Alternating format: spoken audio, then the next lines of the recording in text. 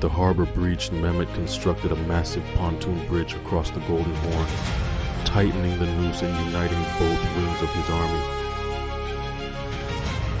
The super guns concentrated their fire on the St. Romanus Gate. On May 6th, the wall shattered, sparking a brutal hand-to-hand clash in the smoking rubble. On May 12th, the attackers broke through again, but Constantine trapped them in the narrow, winding streets of the city, slaughtering them to the last man. For the Emperor!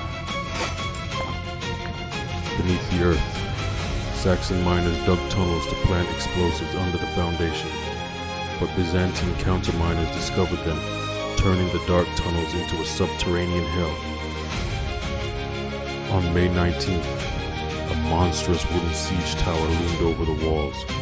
Terrified but resolute, the defenders unleashed a rain of fire, burning the giant to ash.